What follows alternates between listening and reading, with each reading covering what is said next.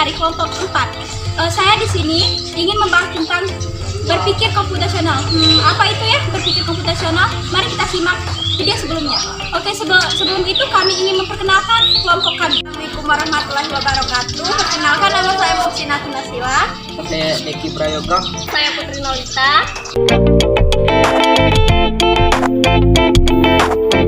Menjelaskan kegiatan utama BK dan 4 fondasi dari berpikir komputasional. Oke, kegiatan utama BK ialah berpikir komputasional atau BK, yaitu penyelesaian masalah atau problem solving untuk menemukan solusi yang efisien, efektif dan optimal sehingga solusinya bisa dijalankan oleh manusia maupun mesin. Yang 4 fondasi yaitu 1. Abstraksi. Abstraksi yaitu menyaring bagian penting dari suatu masalah dan mengabaikan bagian yang tidak penting. Yang kedua adalah algoritma. Algoritma yaitu menuliskan otomatis solusi melalui berpikir algoritmi atau langkah-langkah yang terurut untuk mencapai suatu tujuan atau solusi. Yang ketiga ialah dekomposisi. Dekomposisi dan formulasi persoalan sederhana sehingga dapat diselesaikan dengan cepat dan efisien serta optimal dengan menggunakan komputer sebagai alat bantu. Oke, yang keempat adalah pengenalan pola persoalan. Pengenalan pola persoalan adalah generalisasi serta mentransfer proses penyelesaian persoalan ke persoalan yang lain. Baiklah, seterusnya saya akan menjelaskan apa itu pengurutan atau sorting. Sorting atau pengurutan merupakan suatu permasalahan klasik pada komputasi yang dilakukan untuk mengatur agar suatu kelompok benda, objek atau entitas diletakkan mengikuti aturan tertentu. Urutan yang paling sederhana misalnya menggunakan angka secara terurut, menarik atau menurun. Teknik algoritma. Teknik algoritma ada 2, yaitu insertion sort. Insertion sort adalah salah satu algoritma yang digunakan untuk permasalahan pengurutan dalam list daftar objek.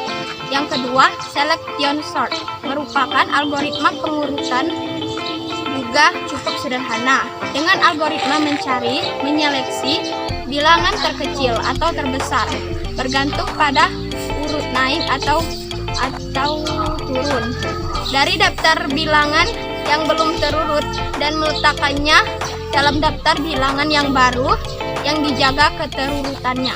Saya akan menjelaskan tentang antrean queue atau tumpukan stek. Yang pertama, antrean queue. Pada metode ini, objek-objek disimpan pada metode penyimpanan yang berupa sebuah antrean, sehingga objek yang pertama lebih dulu datang juga akan lebih keluar selesai. Layaknya sebuah antrean di loket, pintu masuk dan lain-lain. Kedua, tumpukan stek. Pada metode ini, objek-objek disimpan dalam metode penyimpanan yang menyerupai tumpukan. Misalnya, tumpukan piring. Saya akan menjelaskan apa itu pencarian atau searching. Searching atau pencarian adalah menemukan suatu yang bisa berupa benda, angka, informasi yang memenuhi kriteria tertentu dalam suatu ruang pencarian. Contoh masalah pencarian. 1. Mencari buku dengan judul tertentu di rak buku perpustakaan. Yang kedua, mencari pakaian batik seragam kalian di lemari yang berisi semua pakaian yang kalian miliki. Yang ketiga, mencari dokumen atau web tertentu dengan mesin pencarian Google. Seterusnya, elemen pencarian ada 3, yaitu 1. Sekumpulan benda atau objek. 2. Kriteria dari benda atau objek yang dicari. 3. Pengecekan benda atau objek untuk memeriksa apakah memenuhi kriteria tertentu. Selanjutnya saya akan menjelaskan tentang apa itu back, forward, undo, redo, perintah fast, perintah pop, perintah enqueue, dan perintah dequeue. Pertama, perintah back. Back adalah kembali ke halaman sebelumnya. Yang kedua, perintah forward, yaitu kembali ke halaman berikutnya. Seterusnya, perintah undo membatalkan langkah terakhir saat mengedit dokumen. Perintah redo yaitu mengulang kembali operasi yang baru saja dibatalkan. Perintah pass menyimpan nilai ke dalam stack.